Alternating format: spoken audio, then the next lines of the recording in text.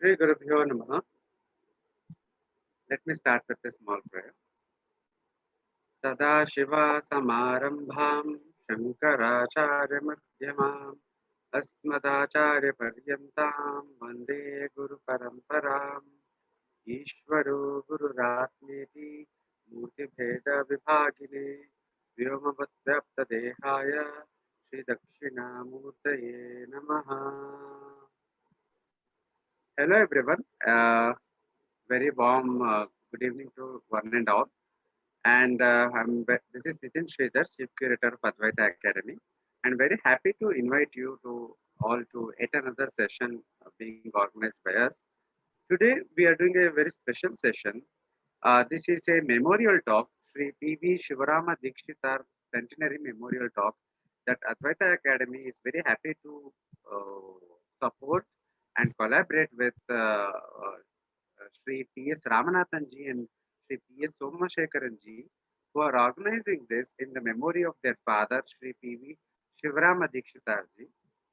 And this will be a series of memorial talks. And in today's talk, will be delivered by Srimati Rama Shivaraman ji on the topic Bursting the myth that Vedanta is a post-retirement hobby. So, and Advaita Academy is very happy to be associated with this initiative. And I congratulate P.S. Ramanathan ji and his brother for conceptualizing this memorial talk in memory of their father. So, with this very brief remarks, I now request Ramanathan ji to take over the reins to speak about his father, to introduce the speaker and take it from here. Please go ahead, sir. Good evening to everyone. I welcome you all. It gives me great pleasure to welcome you all to this evening session by a talk on bursting the myth of Vedantic retirement hobby by Rama Shivaraman. Actually, I have known Vedanta Academy for a long time, that they have been very actively involved in promoting and making the Vedantic subject to a larger audience across the globe. They bring very eminent speakers, and in fact, there are many speakers whom they have introduced. I have come to know them very first time whenever I listen to them, and such a very erudite scholars, I can say, whenever I hear. So I must congratulate Nitin and Manoj and his team for really doing this great service to the Vedantic community. Again, coming to this special talk which I have organized, I requested Mr. Nitin to facilitate this talk to the academy so that there are larger audience who can be benefited by such efforts. My father hails from a traditional family. It is a Vedic family, right from generations. Until my father, they have studied Vedantic and Vedic and Sanskrit studies. My father did his Vedic studies although he started under his father. In order to specialize in Sanskrit studies, he moved to Tirupati, where he had the facility to do both Vedic and Sanskrit studies. So after completing his Vedic studies and a bit of Sanskrit studies, he moved to Madras Sanskrit College, Mylapore, for his further studies in Sanskrit. He did his Vedantic ceremony, as they call it, and he is a gold medalist. And then he joined the same college and finally retired as principal of the college. He has been associated with very many institutions, and he has done a lot of publications and done a lot of research works, etc. So we thought, instead of doing a commercial way of celebration, we felt bringing the knowledge to the people through good speakers and learned speakers is a better way to pay great tribute to his knowledge and homage to him. So in that process, we felt that Vedanta Academy is a right platform for this, so that there are more people who will be benefited by such efforts. So I again thank Nitin and Manoj and the team for facilitating this talk. Then coming to Rama Shivaraman, the background is already given in the material which she circulated, and she is a very accomplished person. She has been an engineering graduate and an MBA graduate, and she has headed a very large organization in India until that was taken over by another group. and currently she is heading a startup industry based in New York, US. Apart from her academic other pursuits, we must congratulate her. She has taken the Vedantic studies in equal force, and she has last 2 decades has been studying very intensely all Vedantic subjects, especially under the great master guru like Swami Paramarthananda ji. So it was a great occasion for us to listen to her, and we are really blessed that she has accepted our request, and she is going to deliver this talk on our behalf and on behalf of the Vedantic Academy. Actually, I have not known her before, excepting that my friend, Mr. Raviji, who is based in Singapore, who is again a disciple of some Paramarthanji for the last 2 decades, he introduced her to me. And in fact, Ravi spoke initially for a Singapore audience.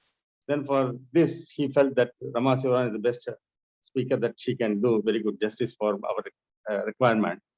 And through his introduction, we got in touch with Rama Sivaram, who has kindly accepted our request. So I must thank Mr. Raviji also for. Raviji himself is a great speaker, and he has more 200 students. He has been teaching last few years in Singapore across and also in other countries through Skype. So I thank him for introducing Rama Sivaram to us. So this, I hope this is the first talk we have organized, and there will be many more. Every month we'll plan to have a series of talks, and hopefully you will all be benefited by such eminent speakers' lectures. And today, what happens is there are a lot of youngsters who take interest in Vedantic studies. They are, although they are into different disciplines, like from doctors, engineers, and chartered accountants, etc., they all take Vedantic studies in a very serious manner. Some are into near full time, some are into part time. Some still like to listen to lectures like this, who cannot take the studies seriously.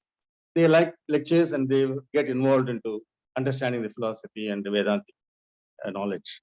So with this, I wish to I request Rama Sivaram to take over and give a talk. Thank you all for joining us. Again, I thank Nitin, Manoj, and the team, and Rama Sivaraman for all accepting our request and accommodating this lecture.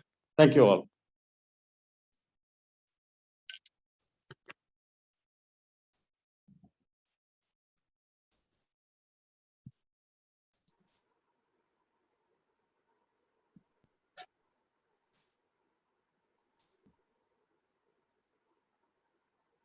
Nitinji, I hope you're able to see my. Yes, Ramaji, please go ahead. Thank you very much. Thank you for hosting me on this esteemed platform. Thanks to Nitin Sridhar as well as Ramanathan sir, who reached out to me and who's given me this opportunity. So let me start the talk at the earliest. I'm hoping to speak for about 1 hour and 1 hour 15 minutes maybe. I will try and make it as interesting as possible because I know the audience is slightly varied, but I think with an open mind, if we listen, they would all greatly benefit. So moving on. Sadashiva Samarambham Shankaracharya Madhyamam Asmadacharya Paryantam Vande Guru Paramparam. Om. Now, as I was preparing for this lecture, I was thinking about our acharyas who in the traditional way have always thought about what they referred as Anubandha Chatushtayam, which means they looked at, for every composition that they created, they made sure that they were clear about what was the subject matter that they were going to present, the target audience, the benefit, and the relationship itself, right? So they were very, very particular about making sure that this was taken care of when they were discussing the any composition. So with that in mind, I thought it's important for me to at least think about the audience here.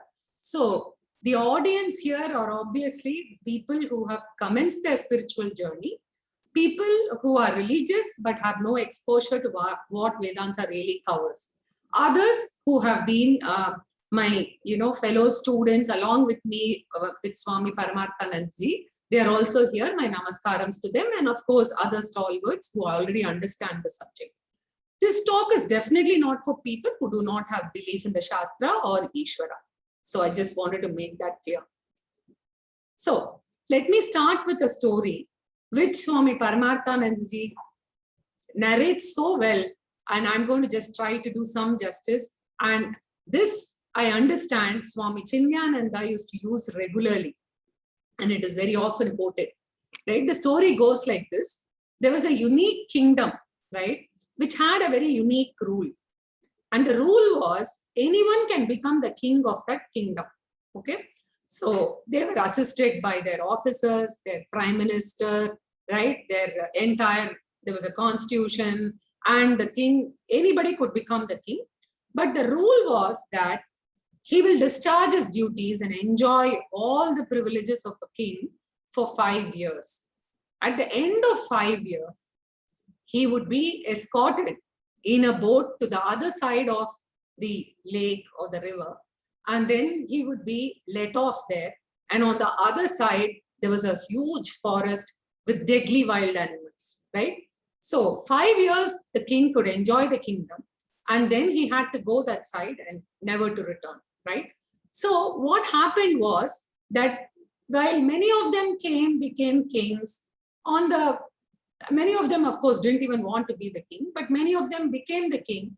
And on the last day when they were going, or even before that, say last 1 year, they would be extremely worried about this last day, and they would get so bothered and worked up that they would never sleep the nights. And finally, on the day when the boatman comes to, take them to the other side, they would make a hue and cry saying, give me 1 more day, give me 2 more days. No, you shouldn't do this to me, etc. But what happened was, while this was happening, king after king, and everybody was used to it, there was one occasion when a person became a king. And for 5 years, he ruled that kingdom. And when the last day came, he was absolutely cool. The entire year also, he was quite okay. He just got into the boat and wished everybody bye with a nice smile. And then he got into the boat, and then the boatman couldn't contain his curiosity. So the boatman asked him, how come you are not at all doing what all the others did? What is it that, is so different in you? Then the boatman said, the king said to the boatman, in the 5 years that I was the king, I had everything under my control. So in fact, just look around, turn behind and see the grand welcome party that's awaiting me on the other side of the river. They are waiting to invite me as their king. And I've already created a constitution. I have my ministers in place. The forest has been cleared. There are beautiful roads, beautiful palaces, etc. Now, this particular story is very, very important when I start to make some certain comparisons.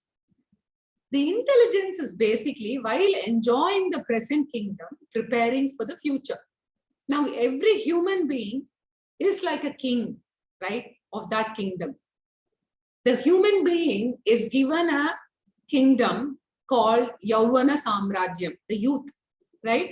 So the kingdom of youth. And at that time, the person has physical fitness, everything, all faculties are at our disposal. We can thoroughly enjoy, we can do whatever we want. But the rule of that Yauvana Samrajyam is only for some time, right? And then comes the forest, which is the Vardhakyavanam, or the old age, right? Which is going to be full of degenerative diseases, etc. Now we've all got a choice, right? We can be like the unintelligent kings of the kingdom, or we can be like the intelligent king of the story, right? So while we enjoy the youth, we can start getting prepared, right, for the future. Right? That is what the story says, right? So Vairagya Shatakam, in fact, is Bhartrhari's very famous work. It is said there, right? Bhartrhari says, Yavat swastamidam shariram arujam yavat jara durato yavat chendriya shaktira pratihata yavat shayo nayushaha. Atmashreyasi tavadeva vidusha karya prayatno mahan sandipte bhavanetu kupakananam pratyudyama kidrishaha. As long as this body is healthy, free from diseases and old age, right? And we've not lost the vigor, right? Then the wise ones make great efforts to reach the supreme goal of life. What is the use of digging a well when there is a fire, right? That's the important message that Bhartrihari wants to give, right? Aligning to this story that we just saw. In Gita, Krishna says, Jatasya hi dhruvo mrityuhu dhruvam janma mritasya cha tasmada pariharyete natvam shoshitum arpasi. I'm not getting into the details of this Gita shloka, right? It is highly philosophical, but just want to alert you to this word, apariharyaha. Apariharyaha means Krishna says, very important word he uses, helpless or inevitable situations. Every living being in general and every human being in particular will confront certain situations which are unavoidable and unremediable, right? That is apariharya. And we do not say that all situations are choiceless. Even during young age, we do have some helpless situations, but they are lesser and sometimes we're able to manage. But as one grows older and older, as our relationships, increase and we have more and more issues with our body, etc., right? Some of them become helpless or inevitable, right? Many things that we took for granted, right? Even like climbing steps, what we did so freely in our young age, even that becomes so difficult, right? So if we have to go through all this with calmness, cheerfulness, and confidence, we need to definitely prepare, right? Now, what should this preparation be, right? The only intelligent thing that is under my control is empowering the mind and charging the mind to confront such difficult situations. So Krishna says, Matras parshastu kaunteya shitoshna sukha dukkada agama payino nityaha tam stitikshasva bharata. Titiksha or endurance is a very, very important attribute that or characteristic that we develop in our young age, right? Very, very important. So with this in mind, let's enter into the topic itself. Now, generally, when we say staying fit, right, what do we mean? Right? A person who is not exposed to any of these scriptures. So we always think, right, that it is maybe, going to the gym, getting some exercise. And I also started wondering whether I would ever have a talk breaking the myth. Gym is not a post-retirement pastime. I would never do that, right? But I'm here speaking about Vedanta that way because there is no exposure to what Vedanta can do to our lives while we are young, right? And we are confronting a lot of situations. So staying fit in our normal parlance, we think, okay, it's doing exercise daily, eating the right food and portions, watching the weight, right? Monitoring calorie intake, getting enough sleep. Yes, some people think about that. And yes, staying motivated. That also very few people actually consider that is part of staying fit, right? So, and what does staying fit address? We are conditioned to think of ourselves as the anatomy and physiology of the body. This gross body, the stula shariram that we see, our legs, our hands, our face, which we are able to discern and see. We think, right, that is what staying fit addresses. Certain people who are little more subtle, right, they would maybe consider the mind as also as part of staying fit, right? So now Shastra says we are not the physical body, right? Karma Kanda itself says that we are not the physical body. It is not just the physical body that we see, but the Jiva is defined in our Vedas as Sthula Shariram, the part that we physically see, Sukshma Shariram, which we are able to discern, but we are not able to see. That means what? Our sensory power, our seeing power, our hearing power, our mind, right? All emotions, all of them form Sukshma Shariram. That is also a form of body. We call it Sukshma Shariram, our subtle body. And of course, I cannot get into the details of the causal body in this session, but there is something where you can imagine that it's like the seed, right, of a tree. So that is Karana Sharidam. And the consciousness, right? This body is conscious today. Although the entire body is made up of just chemical elements, it is conscious and we are able to feel that conscience in us. So that is referred to as the Chidabhasa. Right? Now, in Kathopanishad, Yamadharmaraja tells Nachiketas, right, that what is the journey and what all constitutes this journey and what is the chariot in this and how to compare them. He actually compares every aspect of what I just mentioned to the chariot itself. Let's quickly go over it, right? So the Upanishad says, right, that the Jivatma is the master, right? And the definition of Jivatma is what we saw just now. The Stula Sukshma Sharira Chidabhasa, that's the Jivatma. He alone travels from one loka to another loka, right? Not only just one, this journey of this Janma, but actually multiple Janmas and multiple lokas. When we have Shraddha in Vedas, Veda tells us that there are so many lokas, right? And the journey comprises of all the lokas, and it is not just this life that we see, right? And the chariot for the Jivatma is the Stula Shariram, right? Or the body, right? And that the physical body is the chariot. And the Upanishad says the sense organs are the horses, right? So the sense organs are the horses because you want to use the sense organs for various purposes, and therefore the sense organs can function only when the body is there, right? Otherwise the sense organs cannot function. And the intellect is the charioteer. Who decides the travel?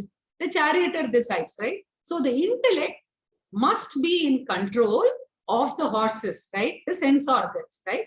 Now, if you notice, there is a very important aspect called the reins, right? Which is nothing but the mind, right? So our mind has to be absolutely fit and in perfect condition so that when the intellect, the charioteer, is driving the charioteer, he has a complete control on these horses, which are the sense organs, through the mind. So the mind becomes very, very important. And you would have experienced that. For instance, I'm just watching, or one of you is listening to me. You are watching the screen.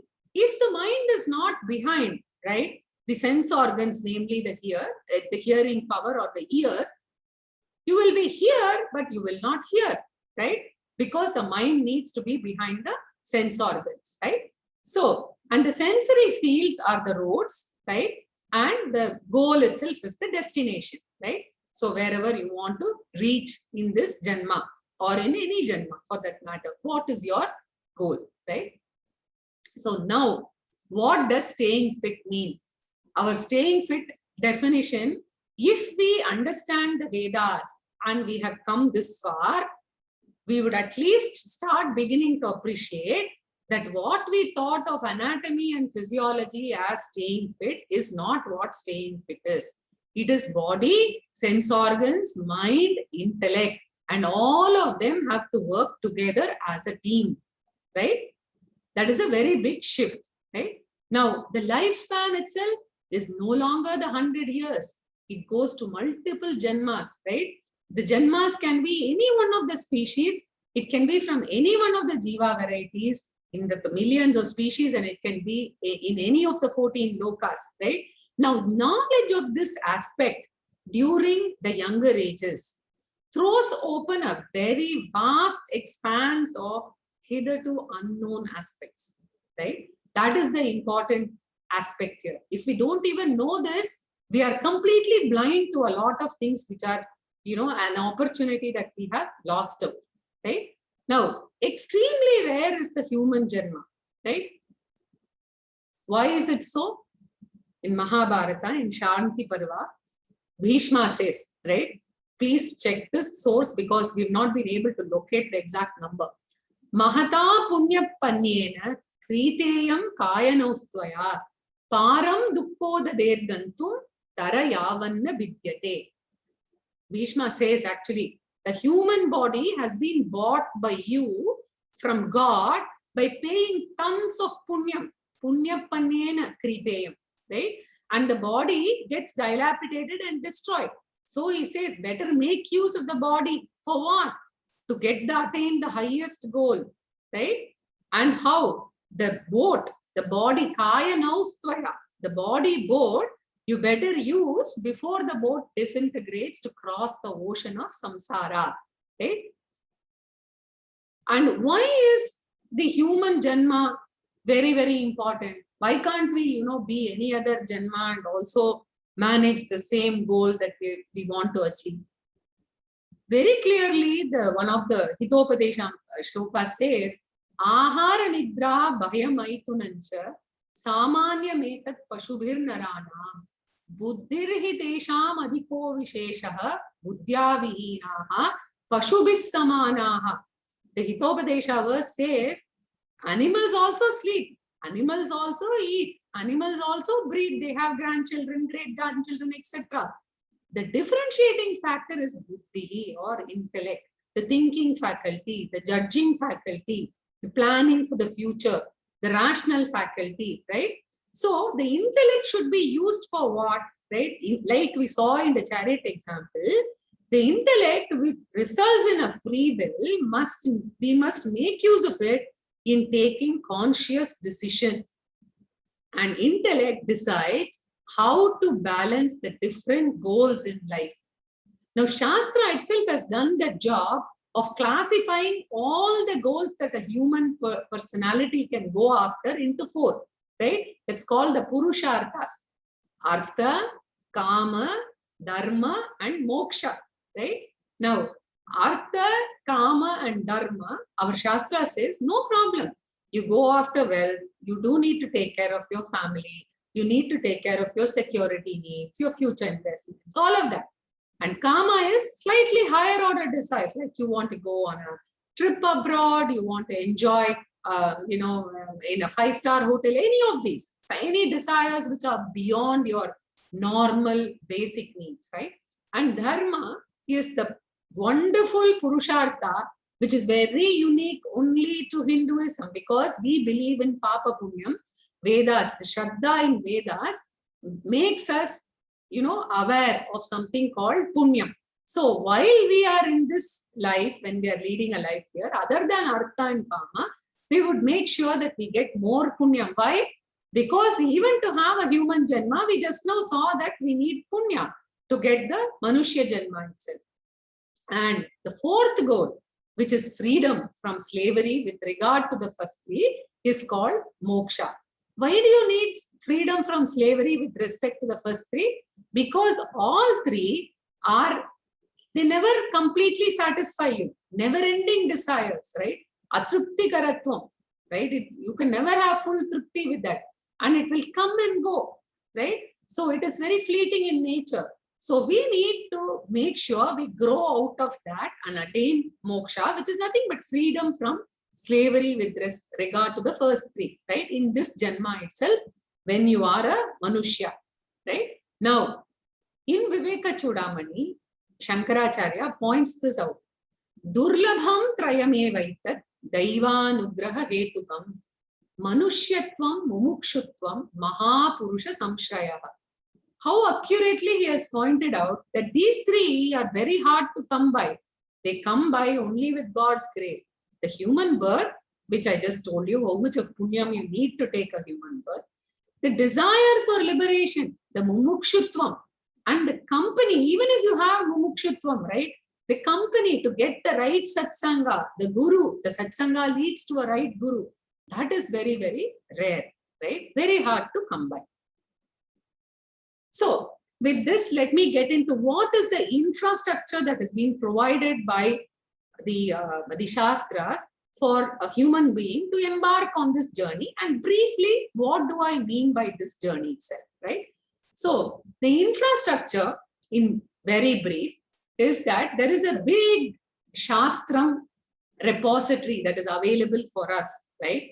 Which Bhagavan himself has given in the form of Shruti and various other, aspects, other layers which are based on Shruti, which is the sutras, the Smriti, Itihasa, Purana, the Bhashyas written on the Shruti itself. So much of layers which explain what is there in the Vedas and how do you proceed on a spiritual journey. Everything is covered. And we must note that it has Veda Purva Bhaga and Veda Anta Bhaga, and it caters to all the 4 Purusharthas. While Veda Purva Bhaga caters to the first 3 Purusharthas, Veda Anta Bhaga caters to the Moksha Purushartha. And then we also have a beautiful Ashrama Vyavastha, right? Where we have Brahmacharya Ashrama, then we have Grihastha Ashrama, Vanaprastha Ashrama, and Sannyasa Ashrama. And if you see, each of these ashramas give us an opportunity, right, to focus on one or more aspects of what the Shastra wants us to do in a lifetime. So Grihastha Ashrama is Karma Yoga Pradhana, right? I will briefly touch upon what are the 3 different yogas and what do they cover. And Vanaprastha Ashrama, which is the Upasana Yoga Pradhana, and Sannyasa Ashrama, which is the Jnana Yoga Pradhana, right? Now, yoga itself means a means by which to reach the goal. Which goal? Any of the 3 goals, right? Artha, Kama, Dharma, and Moksha, right? So, the 3 levels of sadhana or sadhanam are Karma Yoga, right? Upasana Yoga, and Jnana Yoga. We will come to Bhakti Yoga, and it is not that you can use any of these 3 to reach moksha, because this is a very big misconception. You cannot just follow one of them and reach. Karma Yoga and Upasana Yoga are both preparatory disciplines, and Jnana Yoga is where you will acquire the knowledge. We'll quickly see a little bit of each one of these, right? And these are not alternatives, right? And they have to be undertaken one by one. So Karma Yoga is proper action with proper attitude, right? Now, any of the actions that we do, whether it is religious or whether it is secular actions that we do in office or on the home front, right? It can always be split into 3 aspects. Uttama Karma, which has maximum spiritual influence. Madhyama is mediocre, it doesn't push you down, right? And Adhama, which is, if you do those kind of actions, you will definitely have spiritual retrogression or you will go backwards, right? So based on the action and the intent itself, it can be Uttama Karma, Madhyama Karma, as well as Adhama Karma, which can cause you to go back spiritually, which means you can have a very bad Janma later on. And we don't want to do that. As human beings, we want to make sure that at the minimum, we are able to stay as human beings without falling, right? So, and Swamiji actually presents Karma Yoga very simply in a nutshell under the category right? R is reducing all adharmic actions gradually. Basically, thinking and living a life. Once you have exposure to the scriptures, just leading an alert life as to whether we can avoid adharmic actions, then can we increase dharmic activities? What do I mean by that? I'll come to it in a minute. D is dedicating all the activities as a worship to the God, what we refer to as Ishwararpana Bhavaha, and experiencing the future as it unfolds as my own karma palam, as a prasada coming from the Lord. And I don't judge the karma palam as success or failure, because I only react when I treat it as a success or failure. Now, when I say increasing dharmic activities, I'm referring to what Swamiji often refers as Pancha Mahayajna, also talked about in the Upanishads, right? And very briefly, they are in 5 different forms, right? Deva Yajna, which is daily puja, prayers, right? But you don't seek any personal favor, right? So without any selfish motivation, doing that is Deva Yajna. Pitra Yajna is reverential contribution to our forefathers, etc., right? And also the elders, and also doing all the Pitra Karyams after the person's passing away. And Brahma Yajna is involving contribution and promotion of all the Hindu scriptures, the Shastras, Vedas, etc., directly or through somebody else, or contributing to Veda Patashalas, etc. And then Manusha Yajna, which we all, quite a lot of us do, which is contributing to fellow human beings and supporting the society, right? And Bhuta Yajna is service to animals, environments, bird, plants, etc. And in our traditional, way in which we've been brought up, we used to make sure that we keep, rice for the crows in the morning. We used to use rice powder to put the columns outside the house.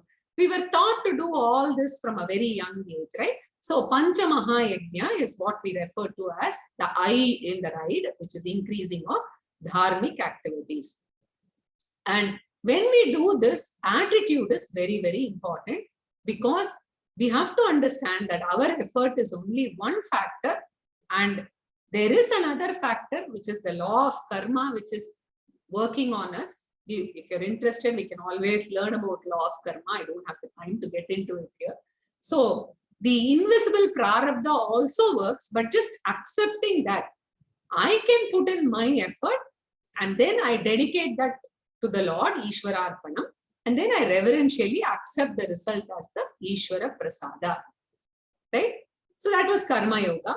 And in Upasana Yoga, we have various kinds of meditation. Krishna talks about it in chapter 6 of Dhyana Yoga, right? Which is Gita, Dhyana Yoga chapter. He elaborately talks and what is the benefit of each of these relaxation meditation, concentration meditation can even help children, because we take some, shloka like Shiva Manasa shloka, and for 5 minutes, 10 minutes, we are doing a mental puja. So you're concentrating, right?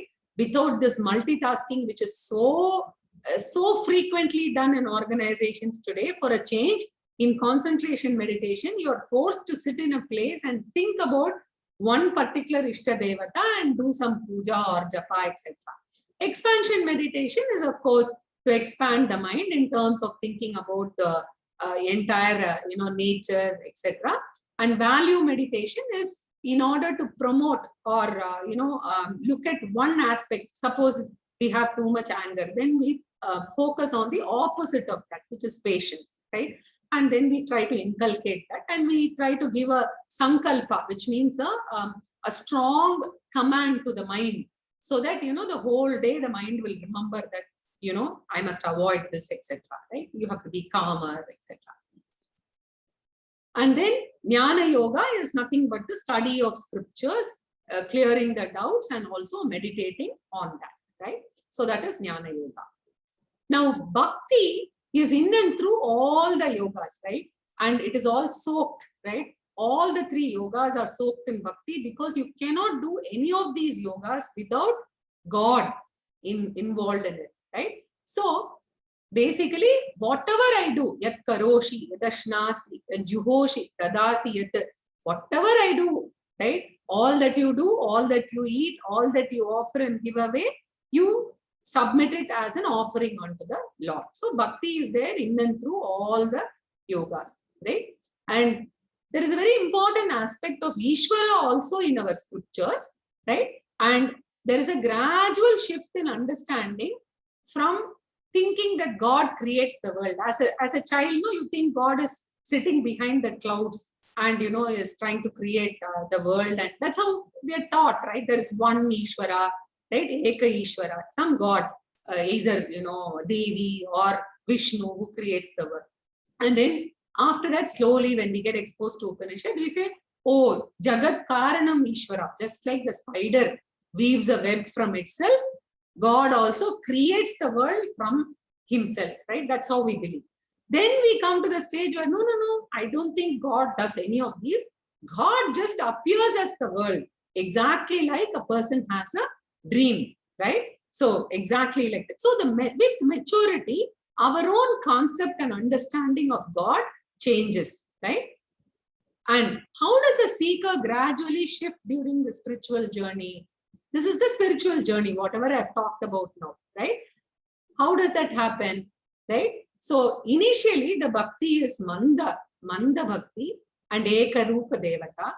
From there, we realize that, oh, this is not correct, manda bhakti. We should move on from here. So we start, looking at karma yoga, upasana yoga, right? And then we look at, oh, okay, we should not look at God to give me something. Instead, we should look at God as an end goal in itself, right? God as an end goal. And then we move to, oh no, now we realize that we have exposure to Upanishad and Shastras. We should not say that, oh, I will only go to Vishnu temple, I'll not go to Shiva temple, etc. Everything in this world, in this nature is, God, Aneka Rupa Ishvara. And then in my Upasana also, I start expanding my mind. And then finally, after the good amount of exposure to Jnana Yoga, I move on to Uttama Rupa Bhavana, that is God as self, right? Which is the extremely mature way of looking at God, right? And then Arupa Ishvara, which I just talked about, right? So finally, as a jnani, a person still is in society doing Karma Yoga and Upasana Yoga, but without any anxiety of the kind of result that is going to come. He just does his work and leads a very, very peaceful life with equanimity. So this is the spiritual journey, right, of typically any sadhaka. Now, I just wanted my talk is to give you this introduction and then say that, okay, while we do all this, what happens? For those of you who are interested in more on where to find this, it's all there in the Gita. Gita chapter 12 has the gradual, the progression of his bhakti, etc. You can take a look at it. Now, what is it that I wanted to speak about is, having given you a background of, oh, this is the spiritual journey that one undertakes, what is happening during this journey and why does it become so critical and important for us to get exposed to this early on in life? That was my point, and I wanted to touch upon certain aspects which can be appreciated by the general people, and you can actually take it forward and talk to others also in whatever way you deem fit. So, as Swamiji puts it, we generally deal with Pancha Anatma. He uses this term Pancha Anatma. Suppose there is a human being, he or she deals with the body, that is the body of that person, the mind of that person, the family members, right? And then the possessions, the wealth that that person actually has, and the profession itself, right? The profession is a very significant part of one's life.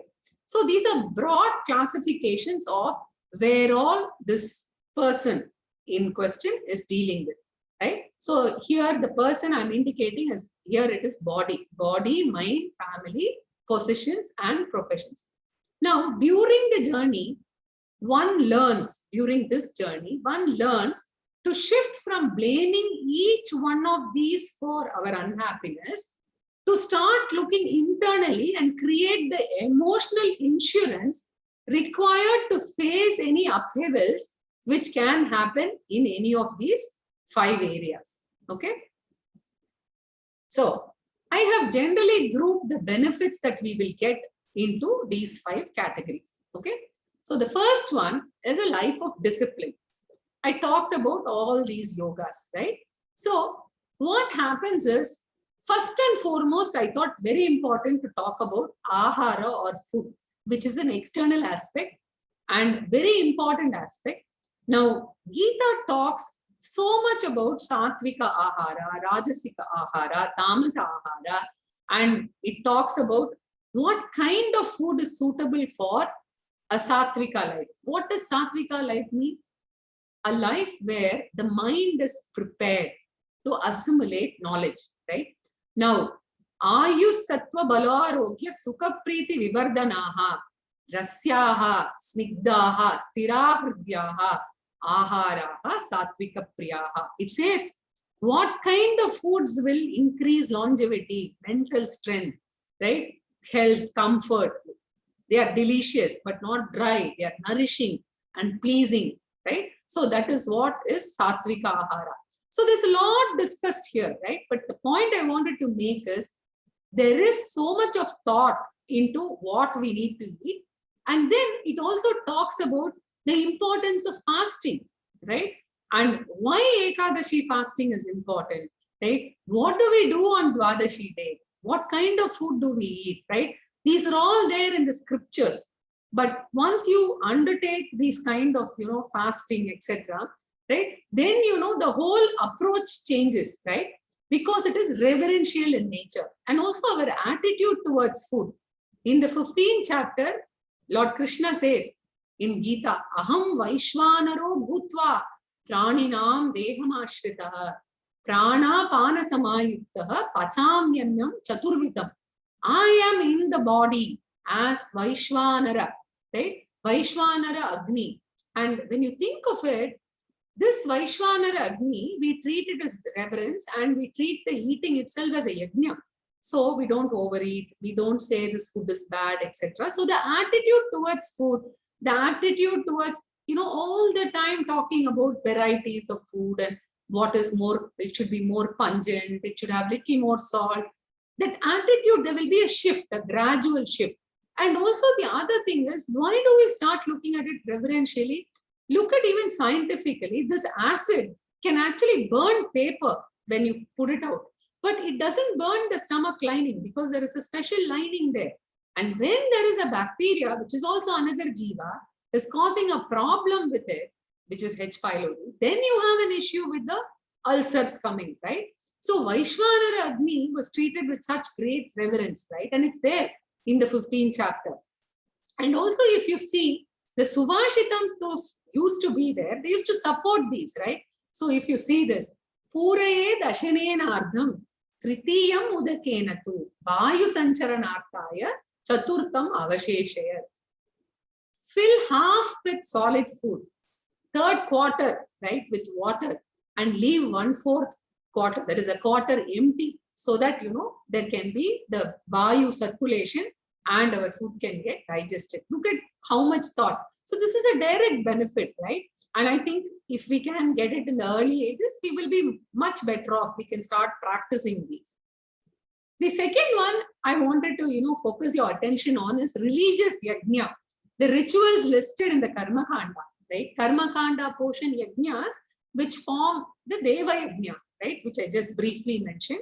That also inculcates discipline, right?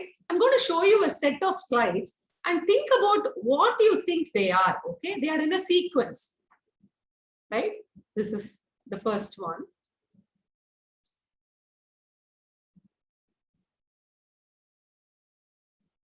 I'm sure many of you have already guessed what I'm doing here.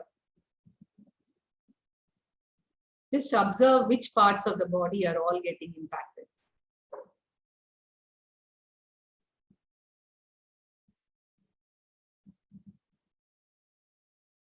So now, by now you would have guessed, this is the full sequence. This is done 12 times. So this is the Surya Namaskara.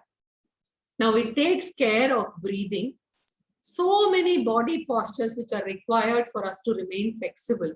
And it is done at sunrise. So it takes care of ozone, as well as it makes us get into the routine, going to bed on time, waking up on time, right? The breathing itself helps keeping our lungs fit, right? And another important aspect is in yoga, like in exercise, you actually cannot listen to music and do the yoga. Why? Because in yoga, we are asked to focus on our exhalation and inhalation with the full mind as we go through the steps. And that's why we talk of mindfulness, etc., right? So in this world where we are constantly running around during the day, right? In the morning, if we are able to spend this time focusing on not only the body, the breathing, right? And of course, the prayers, the Deva Yajna, it's a very nice way of doing things. Now, this is just one example of one sample Deva Yajna. There are so many things in our scriptures, right? So the important aspect is, as we do these rituals, the body also gets, into a habit, a disciplined habit, right? So it becomes very, very critical for us to understand and appreciate the importance of Deva Yajna, right? I'm just picking up some samples here. Then the third is Dhanam, right? Now, if you take Dhanam, right? Now, so much is talked about in terms of discipline and charity, right? It is considered very important from several angles. First, as the infrastructure which is provided to us, it is our duty to take care and protect the infrastructure, right? And as children, we benefited from parents, right? Then we benefited from teachers, we're benefiting from the Vedas, right? So we don't want to be what they call rini. We don't want to have any loan, or loan is not the right word. Rinam is the right word, right? Rinam for all these. We want to make sure that whatever we have taken, we give back in some way. Even teaching is a way of dhanam, because we have learned and we have benefited from this knowledge. We must give back, right? Gita, Upanishad, all of them, right? This is the first aspect, a sense of gratitude. And the second aspect is social harmony, right? Because it requires dhanam. Now, when there are very rich people and then there are very poor people, if we don't take care of the poorer people, then we can have, inequality in society, which can, increase the gap, and you could have other kind of issues like killing, right?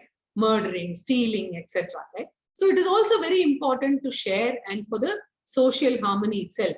And finally, anyway, if we don't give away, right, we are just going to leave behind most of, the wealth, right? If we can give it in charity and take care to the extent that we would like to do, it would really be very, very important. And that is why dhanam becomes extremely important, because for the social harmony also, dhanam is critical.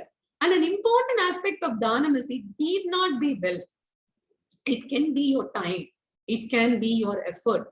Time in terms of listening to people, right? Spending time, understanding them or teaching them something. All of this also can be considered as dhanam, right? So the gift itself is so important. The gifting itself, the act itself will give you certain happiness. And of course, Krishna speaks about tamasa dhanam, rajasa dhanam, sattvika dhanam, etc. He says charity should never be done with pomp and show. And also it should not be done in a disrespectful way, because we should not make the other person feel bad about it. All these are talked about in the Shastras. So very, very important. And if we understand this early on, then our youngsters, we can actually ask them to do community service structured around these areas, rather than look for any other, kind of institution. We have this in our own religion, and I think we should proudly take this forward, right? So then the next one, these are all the external factors. Now a little bit about the internal factors. Verbal discipline, right? So verbal conditioning in terms of quantity and quality. Shankaracharya says, Vak tapas is the first step for spiritual pursuit. So yogasya pratamam dwaram mang nirodho parigraha. Nirasha cha nidhiha cha nityam ekanta shilata. He speaks about it quite a bit in Viveka Chudamani. Of course, Lord Krishna speaks about it a lot in Gita also. And a beautiful exercise is Maunam. Especially in these days, Maunam we can try not just without speaking. Away from internet, mobile, right, and TV. The three things. If you are able to even spend half a day, one day, it will give you so much clarity of thought, because your mind will finally start, focusing on what you need to do and what you have not done, etc. Today, we don't even have that kind of time, because we keep jumping from one thing to the other, right? So this is the first door to yoga, is what Shankaracharya says. And on the quality filter itself, right, in chapter 17, a very beautiful verse is there, which talks about the 4 filters, right, for the Vak, which is make sure you do not hurt, sensitize the mind to untruth, and speech itself must be pleasant, and it must also be good for the listener, right? Anudvega karam vakyam satyam priyahitam chayat swadhyabhyasanam chaiva vangmayam tapa uchyate, right? These are very, very important 4 parameters. And when we actually pass our thoughts through this before we speak, one good thing that happens is we may at the end of it decide that we don't even want to actually speak that sentence, or that it is not really relevant for that person, right? And a lot has been talked about this, and it becomes very, very important. Even if you're speaking the truth, it has to be priyam. So if you are speaking the truth and it is not priyam, You have to see how it can be made pleasant. Otherwise, you can keep quiet. You need not share the satyam, right?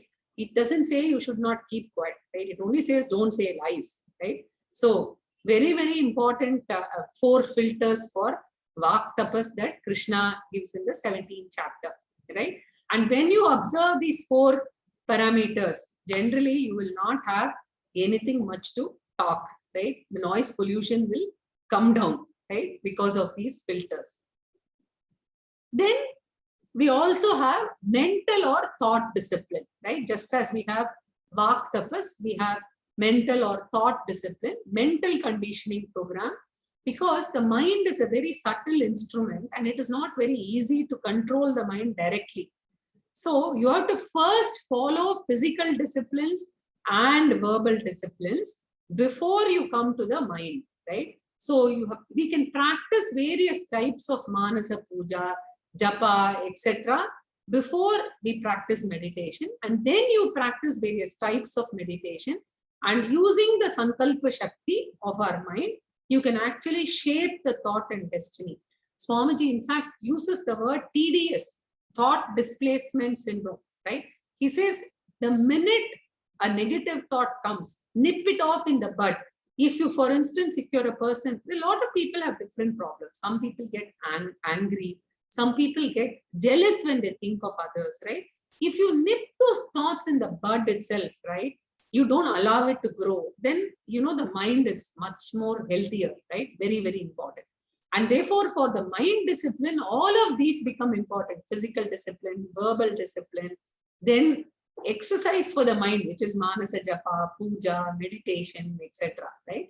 So, Mana Prasada is talked about in the 17th chapter again, and it is all these are said to be mental austerity, mental quietude, gentleness, silence, mind control, then purity of the motive, not saying something and having something else in your mind, right? That is very important, avoiding of the split personality. So as some famous quote goes, watch your thoughts, they become your words. Watch your words, they become your actions. Watch your actions, they become your habits. Watch your habits, they become your character. Watch your character, it becomes your destiny. Right? So we can influence our destiny by having all these disciplines. So a very, very important aspect of the spiritual journey, which has got nothing to do with our ultimate moksha or anything. These are very practically useful when you're dealing with any of the Pancha Anatmas. Then the second one is values, right? A lot has been talked about values by Pujya Swamiji. This is Pujya Swami Dayananda Saraswati on developing values, how to do them, right? How to develop values through value meditation, etc. Right? How to convert the mind into a garden which doesn't have any weeds, mental gardening, right? Which involves planting, preserving, and nourishing moral virtues, right? And a lot has been talked, and there's a lovely book by Swamiji, which is actually called Value of Values. I did pick a few ideas from there, and I am actually presenting a few of the important values which are very useful here. So value is a value only when the value of the value is valued by you. Pujya Swamiji says this, right? And when I have a value, right, I should be aware that if I do something which is conflicting with that value, right, then I create a knower-doer conflict, right? I know that I don't want to, tell untruth. I want to be truthful, right? But then I start, playing some politics, which is not necessary at all somewhere, by, telling something about somebody. Then the knower-doer conflict, which is there in the mind, will produce extreme stress in the mind, right? Very important. Or let's come to something very simple. Early morning, I keep an alarm to get up 30 minutes early for exercises. So my mind has decided that I have to get up 30 minutes earlier. In the morning, my body does not support it and I don't get up, right? So there is a basic conflict between knowing and doing here, right? So we need to make sure that slowly we are aware of this and we improve on this aspect. right? So in values itself, I have only listed a few which are, I feel, important for a person who is very much active, right, in the society for Grihasthashramis. Amanitvam, which is humility, basically, simply. I'm not getting into, too much of the details now. Simplicity, humility, freedom from superiority complex is amanitvam. Absence of pretense or adambitvam. I know the minute I say amanitvam and adambitvam, people come back to me and say, no, it's not possible in corporate life. When it is time for performance management, it becomes very difficult. Only thing I will say is avoiding of the knower-doer conflict. If we claim something as what I've done, then to back it up with sufficient evidence or exact details as to what I did. And also, if it is, say, team performance, to make sure that we attribute it to others rather than just take everything on to ourselves, right? Not taking the entire credit to ourselves. That itself can be a form of amanitvam and adambitvam. Adambitvam is more showy at the physical level, right? Being flamboyant, etc., right? When it's not required. And then not hurting, right? Tolerance, very useful to develop tolerance, right? Now, tolerance is a virtue that helps us to avoid impulsive actions. So when you apply this Anudvegakaram Vakyam with those 4 filters and think, right, and be aware before reacting to situations, it helps us in developing this Shantihi or tolerance. And then perseverance or Dhritihi. So much can be talked about Dhritihi, because without this, it's almost impossible to undertake any project and take it to completion. Whether it is in your child's life, whether it is, sitting with the child and making sure that he's educated correctly, directing him the right way, getting him to pursue a hobby, yourself pursuing a hobby, or doing any project in the corporate world, or taking up Vedantic studies in a systematic and consistent manner. Dhritihi is something so critical. Some people are blessed with Dhritihi. Some people need to pray to God and make a sincere effort to actually get this value into them. Very, very important value is Dhritihi. Self-restraint or Atmanigraha is basically restraining the sense organs. In the chariot, if you see, if the reins have to kind of bring the horses to under control, the mind has to bring the sense organs under control. Atmanigraha comes with years of, Karma Yoga and Upasana Yoga. Very important. Basically, if I'm used to seeing serial every day at 7 o'clock, I should be able to tell one day, no serial, and I should not have any thoughts thereafter. Similarly, coffee. Similarly, any of these, any addictions one day, can I tell no and can I move on, right? That is Atmanigraha, right? In simple terms. And then developing equanimity through all these means and values to any kind of situations and events in life. Whenever anything happens, able to maintain the equanimity amidst that, right? So these are some of the values. The whole lot of values are there in chapter 13 of the Gita, chapter 16 of the Gita, and Swamiji's book really talks about so many situations and events, and very nicely done. And very important, I've already talked about this, the different layers of the body have to work as a team. They cannot work as at cross purposes. Conditioning and integration is very, very important. So Karma Yoga and Upasana Yoga must always go together with the values. Right? Now, we saw the Pancha Anatmas now. So how do we drive excellence through Karma Yoga? Right? So, and of course, being aware of the gunas. Right? Now, we spoke about the attitude, Ishwararpana Bhava, right? And Ishwara Prasada Bhava, etc. Now, Prarabdha keeps hitting us from all directions simultaneously when we are in the 20s, 30s, 40s, even 50s, creating career pressures, fear of job losses, rapidly changing technology, our children growing, adolescent issues, school, college admission issues, the changing and liberalistic views of the modern generation. Now, handling all of this, right? If we do not have the Karma Yoga attitude to all of these, whatever we do our best, right?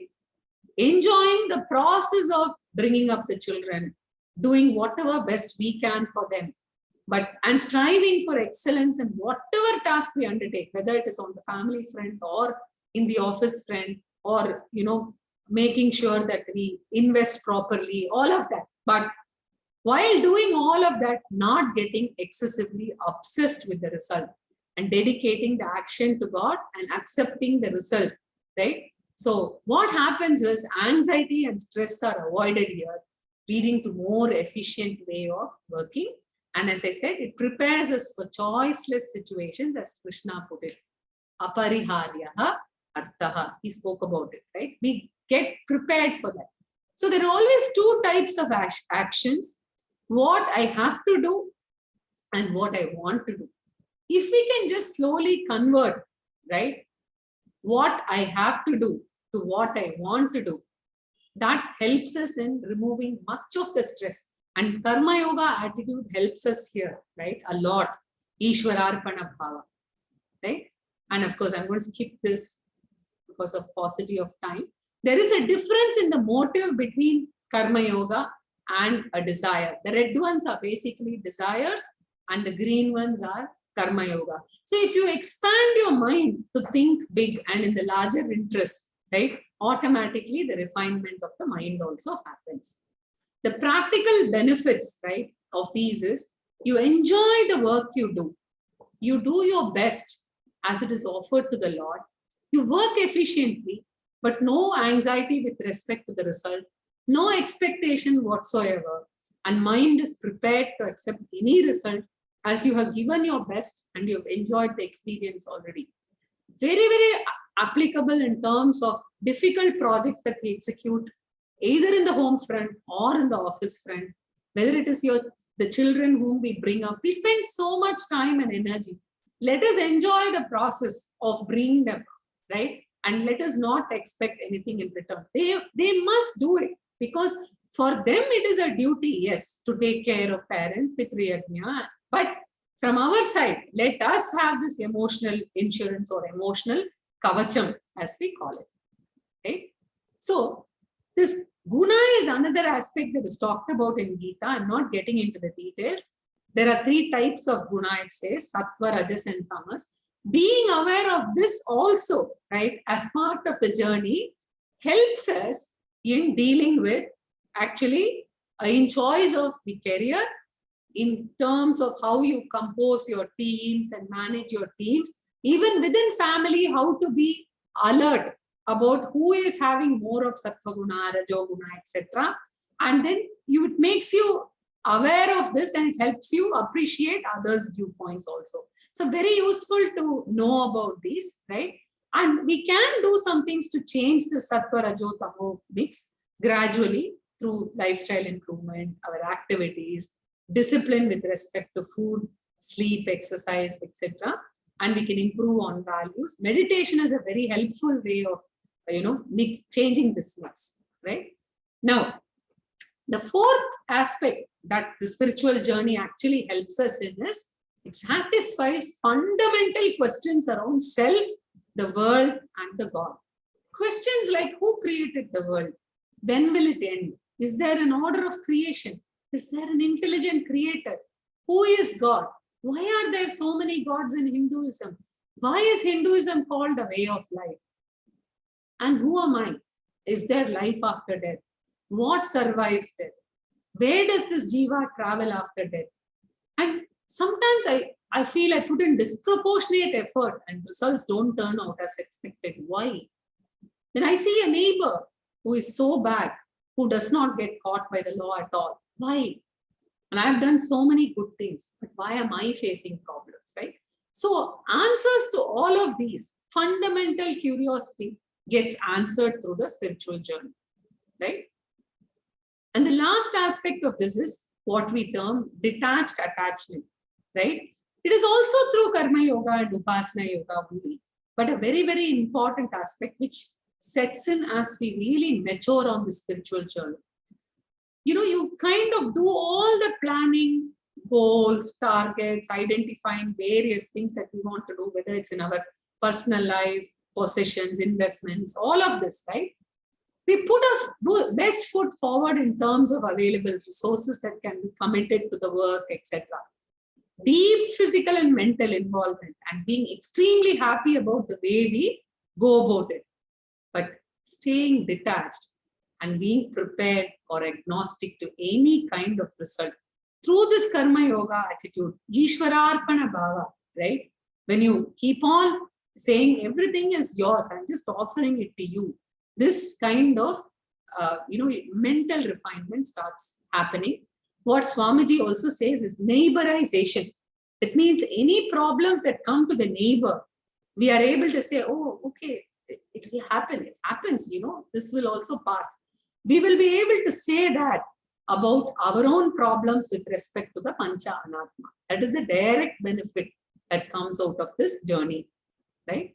And the measurable outcome, as Swamiji puts it, is in any emotional impact, right?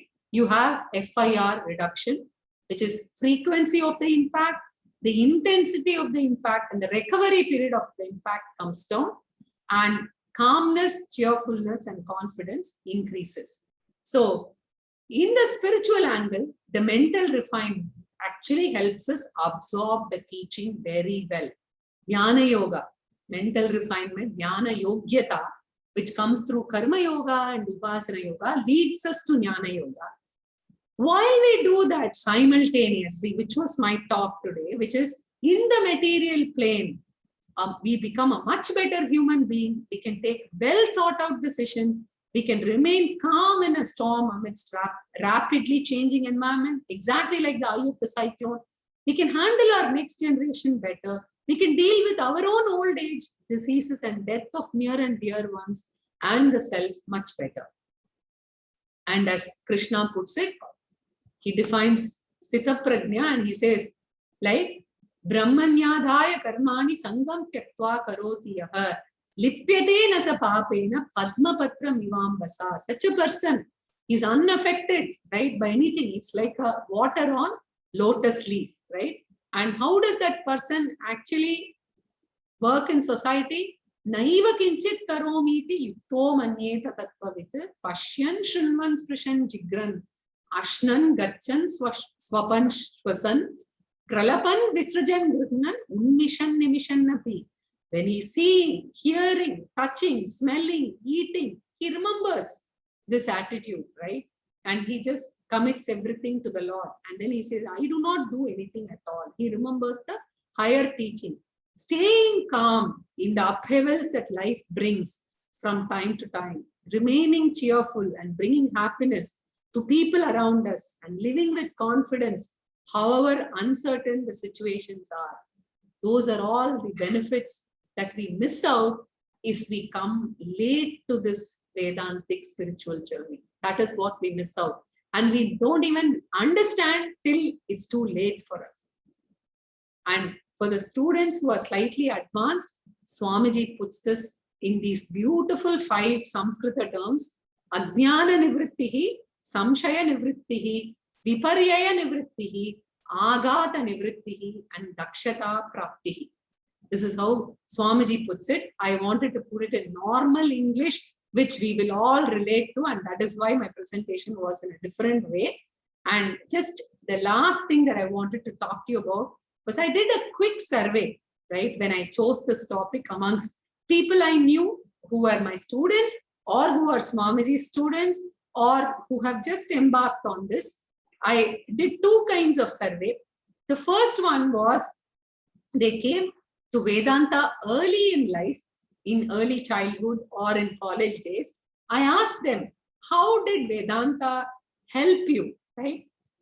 And there was also somebody who was almost 80 who came to Vedanta very early, and how Vedanta has influenced him through his journey. I tried to put them here, right? There are people who are young here, who are just 17, 18, and who are people who are in the 20s, 30s. You will see this common voice resonating, right? It's helped me in terms of adversity. It's also good because I'm able to offer support and contribute to my friends' emotional well-being. I'm able to stay calm.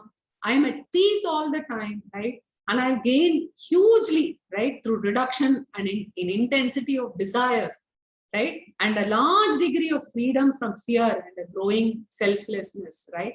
And I'm able to take decisions that way, right? And this is from people who came to Vedanta late, 40 years and later on, right? Do they feel that they should have come earlier? And what is it that they feel, right? And this is what I got from them. So all this resonate, right, very clearly as to here is something that people are going to miss if they are not exposed early on in their lives. So that was my objective of this talk. And I just wanted to make sure that I leave these thoughts with you with two purposes. Maybe you have been alerted to something that you were not aware, or two, you are all Vedantic students and who have been grappling with this intense desire to reach out to the younger generation, to share with them. And today, maybe I've given you some pointers which you can take and talk to them during your leisure. I have given a lot of points. I think I also had this anxiety to share with all of you. So bear with me. Thank you very much. Let me just complete the... Yeah, situations do not change. Events do not change. People do not change. Our body and mind are subject to good and bad. Our response to these triggers is what changes during this wonderful spiritual journey. Purnamada Purnamidam Purnat Purnamudachyate Purnasya Purnamadaya Purnamevavashishyate. Om Shanti Shanti Shanti. Nitin, you can. Thank you, Rama Sivaraman. It has been an excellent presentation. I could say that you have brought in essence, in a succinct manner, the entire aspects of life science, largely from text from Gita and some of the scripture, I mean, Subhashitanis and all. It is definitely an eye-opener to people who are new to this, to try and pursue on these studies. Only one or two doubts I have. I'm very gratified to note that you say from your presentation that people at the age of 17 and 20 are also into this, and they have experienced the different kind of handling the situations through the study of this, which has impacted them, which is a very nice thing to know. But when you say the karma yoga, I mean, which I have heard from Swamiji's talks and many lectures and many teachers and also, but in a materialistic situation, what we are placed in, I mean, although yes, we have to accept this. I mean, there is no choice. I mean, if the results don't come to it, but supposing somebody is trying to pursue in your own Indian context, I can say many people at the age of 12, they start working for IIT entrance. And as you know, at the end of the day, many don't get anywhere near there. But that acceptance might come. But at the same time, can we say that even they should not even go into that kind of situations where the uncertainties are greater, and when definitely when you are expecting something and when that doesn't happen, so your disappointment is also likely to be there. I mean, you can forcefully bring it on you, but is it possible? One. Number two, basically people have a misconception. You have brought largely from Gita, which is very good life science, which we have to follow as a gospel. But when we listen to Upanishads, largely we say this Sariram, Atma, all these kind of things. I mean, which is very even difficult to comprehend. What is that kind of Vedanta from this kind of Vedanta what we spoke now? So this you can just briefly tell about this. Sure. And yeah. See, very important aspect as Swamiji puts it is, we must, especially for the younger generation, I think the focus has to be on Bhagavad Gita and not on Upanishads immediately, because Bhagavad Gita is very ideal for focusing on Karma Yoga, right? And coming exactly to this discussion on IIT, right? I think it is very important as parents, and I've gone through this experience, so I can speak to you about it. It is very important for the parents and the children to enjoy the journey of preparing for IIT. It is not the end. That is what we have to be very careful. When they are preparing, there are lots of side benefits. So that Karma Yoga, saying, please do your best, prepare well, plan well, make sure that you are doing your best. You're writing your exams, you're doing your milestones, checking hard way. Exactly, the Karma Yoga way of working, whether you choose to use the word Karma Yoga or not is, depends on the child. Now, even in the same family, you can expose the child to Karma Yoga, but one child may be okay, another child may not like it, right?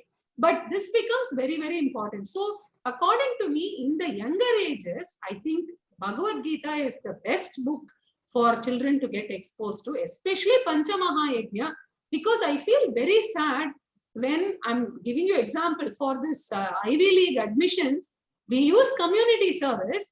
Why can't we do the community service around Panchamahayajna is the thought that I had when I was getting exposed to that aspect of my journey. See, when I'm talking about Panchanatma, I'm talking about my own experience also with all the 5 aspects, right? That is right. Okay, very good. So, Nitinji, can we conclude with this? Yes, Yeah. please. So we would like to extend our sincere thanks to Rama Sivaraman for kindly accepting our request to deliver this talk, and which has been an excellent presentation, I can say. And those who have listened will definitely will benefit from this talk, and they can also, it will be on YouTube, so they can tell others to listen, so that it becomes a motivation. What I would say is, like, see, these are all just she took from Gita. So like we do morning Suprabhatam and morning Pratapsparniya Stokam, somebody should note down all this in every family and put it on the system or on a wall. So every day we go through this so that it comes into our system by over a period of time. And so we slowly start practicing these things. Such a beautiful course she has brought from Gita, which are all ever useful to us in our life. And it should sink into our system. So that's the best way to do that. So again, I thank Rama Sivaraman and Nitin Ji for your kind support, and Mono Ji for the back-end support. I look forward to working with you for many more such talks. I hope such presentations will help the listeners in getting more closer to the Vedantic studies and getting enlightened to a peaceful and happy life. Thank you very much. Thank you again, all of you. On the behalf of entire Advaita Academy, I thank you, Ramaji, for doing this talk. It was wonderful. And viewers, follow us on our Twitter and Facebook and Instagram. And we have a Facebook discussion group as well. Please check that out as well. And subscribe to our YouTube channel for more videos and live sessions and recorded lectures and everything. Shri Guru. Thank you. Thank you. Thank you.